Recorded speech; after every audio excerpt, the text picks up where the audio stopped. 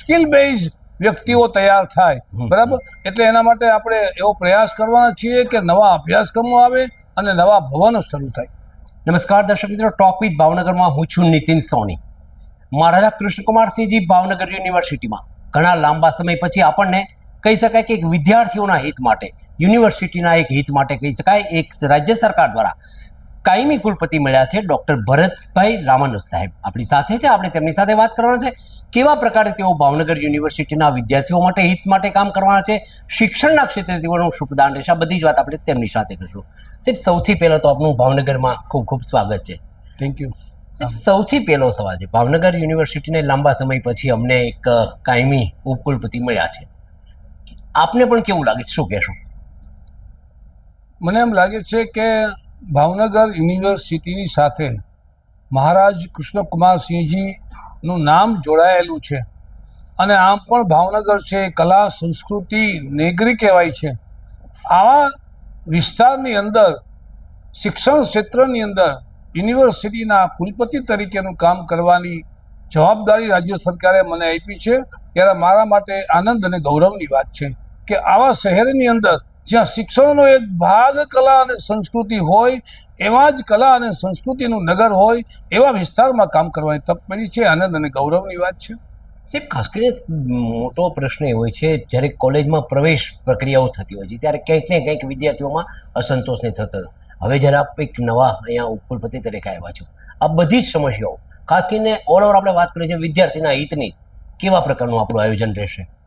એટલે આપે કીધું એમ કે વિદ્યાર્થી યુનિવર્સિટીમાં પ્રવેશ લે, એ પ્રવેશની પ્રક્રિયાથી શરૂ કરીને એ યુનિવર્સિટીમાં પદવીદાન સમારંભની અંદર પદવી પ્રાપ્ત કરે, આ વચ્ચેના ગાળાની અંદર યુનિવર્સિટીનું કામ કેવું હશે? મને એમ લાગે છે કે વિદ્યાર્થીનું એક તો એકેડેમિક કામ એટલે શૈક્ષણિક કામ, એની ગુણવત્તા વધારે સારી થાય. આજે સારી નથી એવું મારું કહેવાનું નથી, પણ વધારે સારી થાય એના માટેનો હું પ્રયત્ન કરીશ. અને આપણા સદનસીબ છે કે આપણને માનનીય વડાપ્રધાન શ્રી નરેન્દ્રભાઈ મોદીએ રાષ્ટ્રીય શિક્ષણ નીતિ, આખી નવી નીતિ, જે જૂની વ્યવસ્થા હતી એમાં આખી નવી વ્યવસ્થા ઊભી કરી અને વિદ્યાર્થીનું હોલિસ્ટિક ડેવલપમેન્ટ થાય, બરાબર, એ પ્રકારની આવી રાષ્ટ્રીય શિક્ષણ નીતિ આવી છે અને એ નીતિના અમલના પગથિયે આપણે ઊભા છીએ. ત્યારે આવતા દિવસોમાં આ રાષ્ટ્રીય શિક્ષણ નીતિનો ખૂબ સારી રીતે અમલ થાય અને વધારેમાં વધારે વિદ્યાર્થીના હિતમાં, એટલે વિદ્યાર્થીની એડમિશનની પ્રક્રિયા થાય. અને મેં કીધું એ પદવીદાન, તો આ વચ્ચેના ગાળામાં વિદ્યાર્થી ભણતો હોય ત્યારે, એનો અભ્યાસ કરતો હોય ત્યારે એકેડેમિક ગુણવત્તા, એના સંદર્ભમાં જે કાંઈ આનુષંગિક જરૂરિયાત છે એ વહીવટી પ્રક્રિયાઓ અને સંશોધનની પ્રક્રિયાઓ વધુ સારી રીતે થાય એવો પ્રયાસ કરીશું. સાહેબ, ખાસ કરીને ભાવનગરના જે યુવાનો હોય છે, કહેવાય છે કે જે પ્રકારે ઉચ્ચ અભ્યાસ માટે એ લોકોને બહાર જવું પડતું હોય છે, ભાવનગરમાં આ પ્રકારના ઉચ્ચ અભ્યાસક્રમો આવે, વિદ્યાર્થીઓને બહાર ન જવું પડે, લોકલ બેઝે જ એક ઉચ્ચ કક્ષાનું શિક્ષણ મળી શકે અને શિક્ષણ મળી શકે. માનો કે શિક્ષણ મળ્યા પછી એમના માટે જોબ મળવી એ પણ બહુ મહત્વની વાત છે. એના કારણે પણ યુવા પેઢી આજે બહાર જતી હોય છે.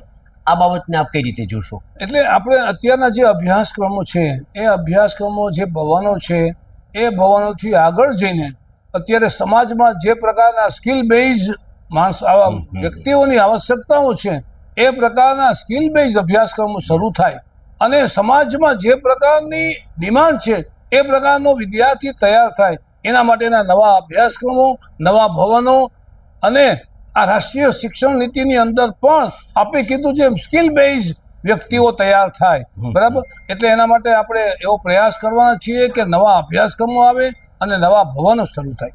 સાહેબ, ખાસ કરીને ઘણા ભવનો એવા છે કે જ્યાં ઇન્ચાર્જથી આપણે ગાડા ચલાવીએ છીએ, કાયમી ધોરણે વધુ સ્ટાફ આપણને મળે, વધુ લેક્ચર્સ મળી શકે, વિદ્યાર્થીઓને ફાયદો થાય, એના માટે આપની દ્વારા સરકારમાં કોઈ રજૂઆત કરવામાં આવશે અથવા કોઈ આગળ કાર્યવાહી કરવામાં આવશે, શું કહેશો?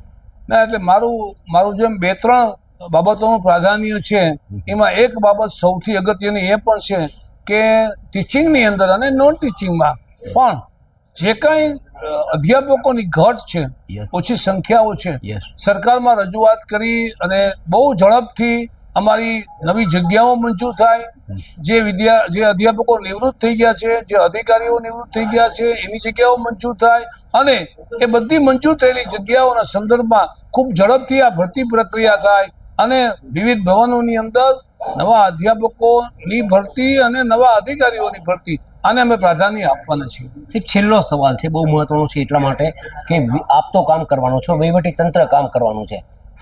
યુનિવર્સિટી સાથે જોડાયેલા વિદ્યાર્થીઓ કદાચ 30,000, 40,000 કે 50,000 વિદ્યાર્થીઓ એજ્યુકેશનમાં છે, એમની પાસે અપેક્ષા શું હોય આખું?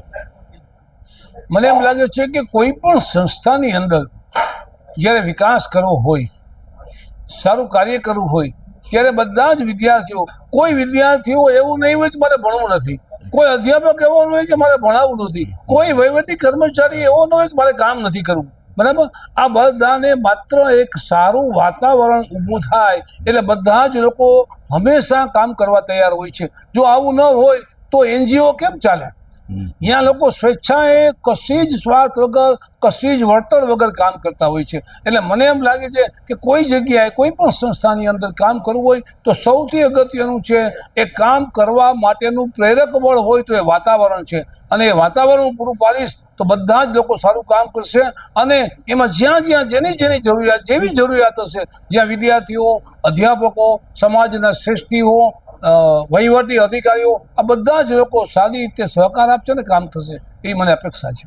દર્શક મિત્રો, આ હતા ડૉક્ટર ભરતભાઈ રામાનુજ સાહેબ. બહુ સ્પષ્ટપણે કહ્યું છે યુનિવર્સિટીના જે વિદ્યાર્થીઓ છે એમના માટે એક સારું વાતાવરણ બને, એ પરીક્ષાથી માંડીને પ્રવેશ પ્રક્રિયાથી માંડી તમામ પ્રકારની કામગીરી છે એ વહીવટી રીતે કહી શકાય કે પારદર્શકતાથી ભાવનગરના યુવાનોને અહીંયા જ તે લોકલ બેઝ કહી શકાય કે એક સારા અભ્યાસક્રમો મળે અને ત્યારબાદ તેમને જોબ પણ અહીંયા મળી શકે એવા પ્રકારના તેવા પ્રયત્ન કરશે.